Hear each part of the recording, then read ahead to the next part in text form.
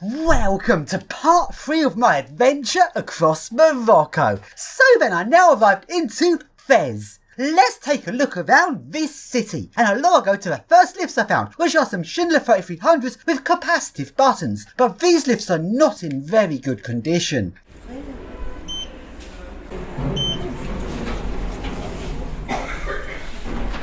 Wow, they didn't like capacitive buttons. They froze over it, no one can see the buttons, I guess.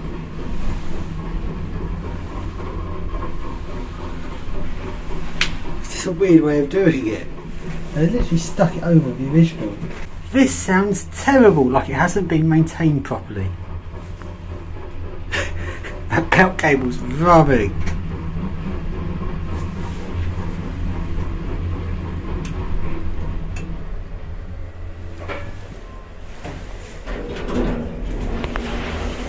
And a logo to the shopping centre, which is Centre Commercial Bourg Fez. This shopping centre is very modern looking, very different to what the Medina is like. And the lifts here are some glass Schindler 5400s.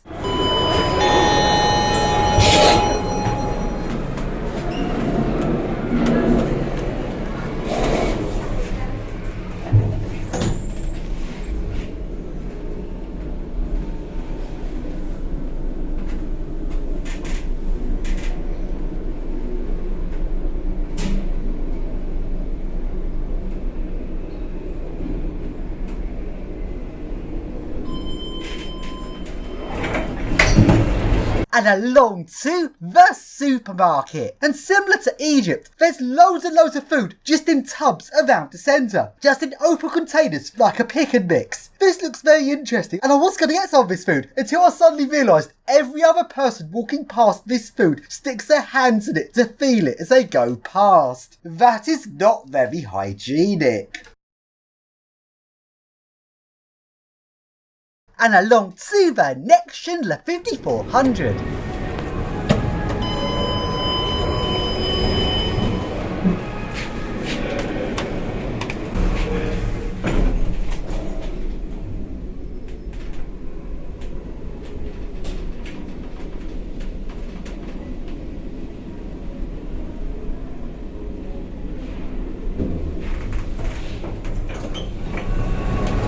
And this pizza, which I had from one of the outlets in this shopping centre, cost £6.50 and it tasted very nice. So then I now go to a posh luxury hotel. This is the Marriott Hotel. And this hotel is very posh, mainly aimed at just tourists. But sadly, the lifts here are just shitty, cheap Otis Gen 2s.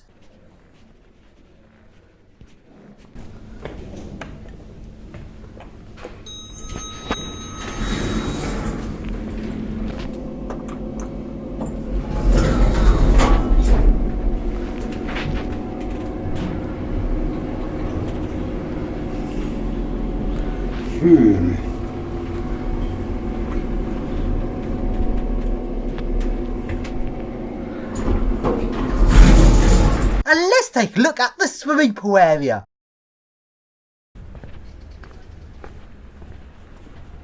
And the swimming pool area looks pretty nice, but not necessarily as good as some of the hotels in Spain I've seen.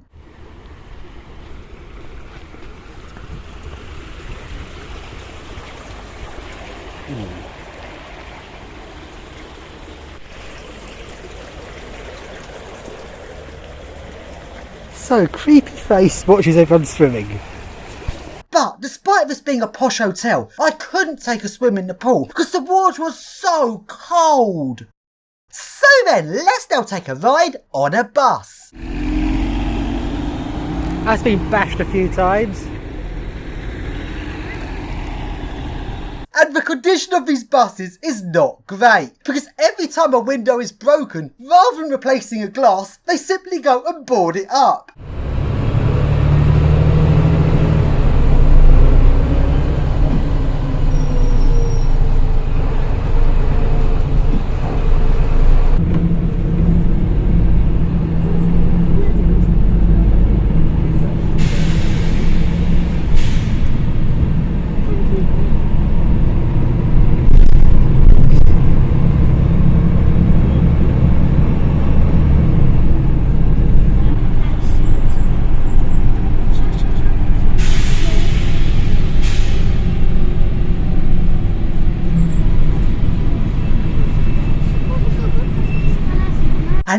go along to the Medina. And Fez has the largest Medina in Morocco. It is huge. It is a maze of little tiny alleyways. Let's go and explore it. So then, this is what the main passages of the Medina are like. And you can see this place is very much aimed at tourists. The stuff they're selling here is not really something that regular people that live in Fez are going to want to buy. This is mainly here as a tourist attraction. So most of the stuff here is locally made in the Medina, which does make things interesting. There are some parts here which are being made for what locals want to buy, but most of it is done for the tourist trade. So it's not authentic in that sense. It's more stuff that's sort of made to look very stereotypical of what you think, say, from Africa should look like. So I feel like the Medina of Meknes was much more realistic feeling compared with Fez.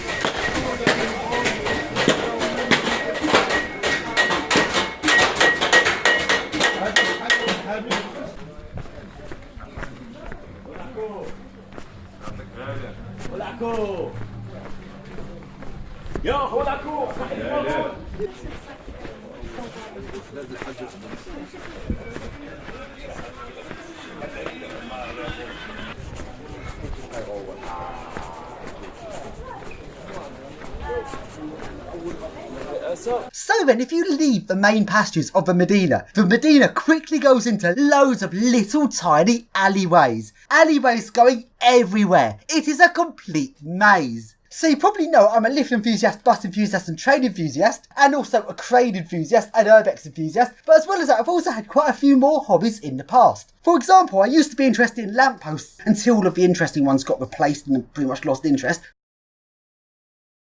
But also, going back years before that to when I was a child, I was actually a maze enthusiast. I really liked mazes. And this Medina is like my childhood dream becoming true. Going to a city that is literally a maze full of tiny passages. It is epic. And some of the passages get very narrow. Buildings are sort of falling together there, now to prop them up. Wow. Fuck, that's narrow.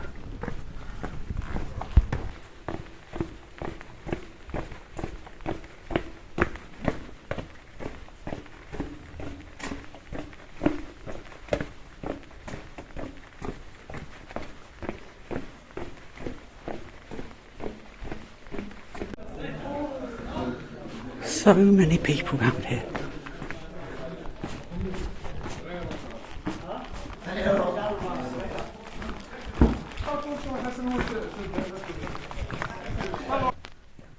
And you know what this place reminds me of, in a really weird way? Brown's Folly Mine. Now, Brown's Folly is a mine in the UK, and it's similar. It's got loads of tiny passages, and you can easily get lost. And considering there's no GPS down the mine, you really can get lost. And I actually was thinking, imagine if they had a mine like Brown's Folly, but it was actually in use, and people actually lived in there and just had to walk about the tiny passages. Well, that's what Fez is like. It's literally like an underground mine, especially in the sections where it does feel like it's underground. This is because due to the lack of space, the locals have built the buildings in a way so they cover up the passages to make more space for themselves. So even though this is technically an outdoor area, a lot of it has actually become an indoor area. And while some parts have street lighting, some parts don't, and they get very dark.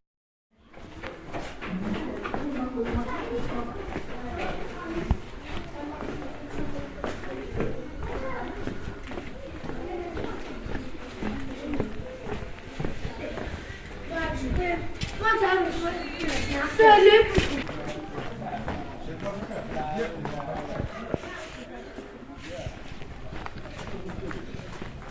you can't even stand up straight on that. I'd hit my head, you have to bend down. If I hit my head. I'd even more there. That's really bend down.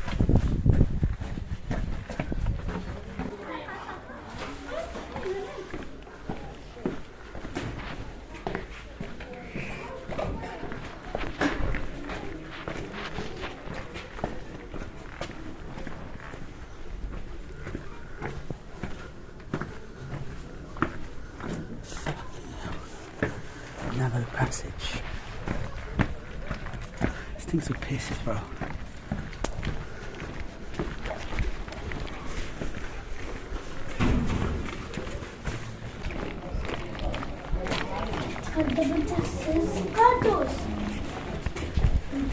So then a lot ago to my hotel. This hotel room cost £14 a night. The room looks like this, it's a reasonable size.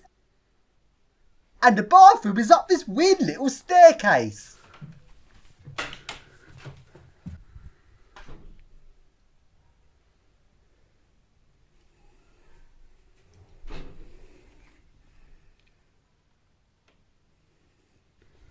So then, let's continue to take a look around the Medina.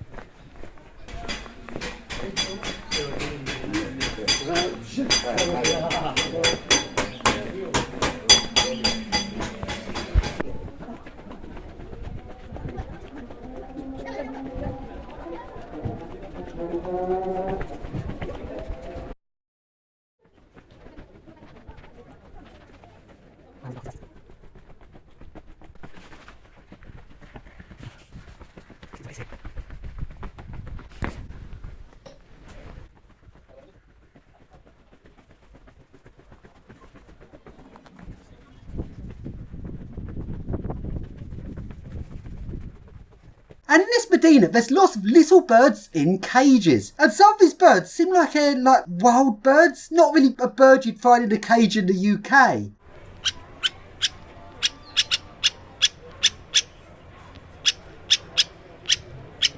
And then you've got the birds that are being sold for meat, such as pigeons. I'm not sure if I'd want to eat a pigeon. There's not much meat on a pigeon, really.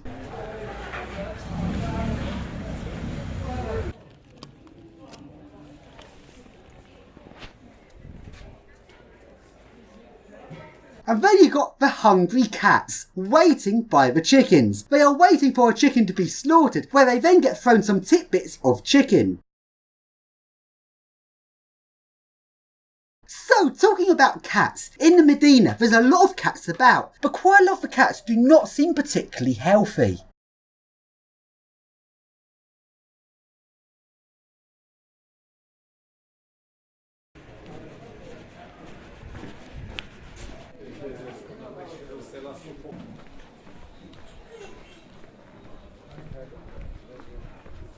And also in the Medina, you get a lot of vehicles moving about while people are trying to deliver stuff to the various shops around the Medina. And trying to get these vehicles through the tiny passages is utter chaos.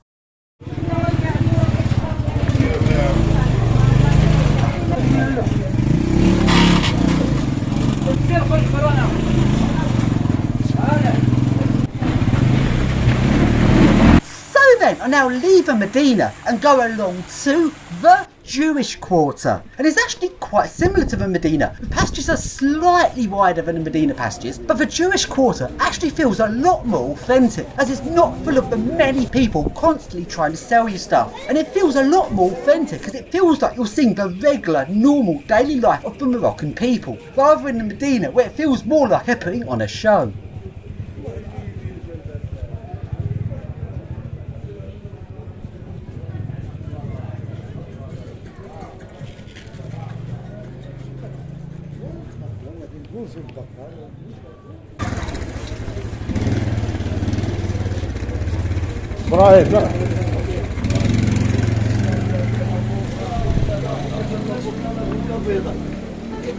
So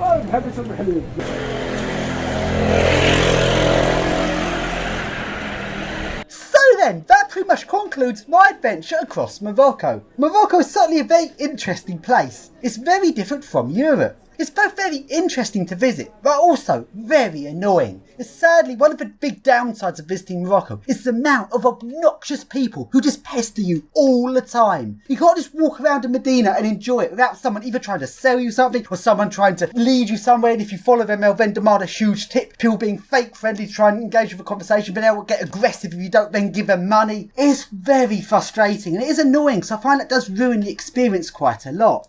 Now, there's one thing in Morocco you do see quite a bit, which is something you just do not see in Europe. Well, at least you don't see it out in the open, in public, like you do in Morocco. And that is the amount of sexual assaults. A number of times I've seen a man grope a woman in Morocco. I think I've lost count. It must have been about 5 or 6 times. And this is just like ordinary people in the streets. It's just something that happens here. And it is quite disturbing, especially if you're not used to the culture here. I'll give you a couple of examples of things I've seen. One time on a train in Morocco, there's this old man that walked up to a woman cleaner and he just grabs her breasts. When she then complains, the old man got out some sweets from his bag and gave her a sweet to apologise, which is both really cringy and rather creepy at the same time. Then another example is something I saw in Tangier, where this young man walks up to 2 women and just sexually assaults them. The women then complain and it then turns into an argument. Then the young man then punches one of the women on the face and just walks off. He doesn't run off like he's trying to get away from something he's done. He just walks off casually, like he has impunity to just do that kind of thing. So that shows you what Moroccan life is like.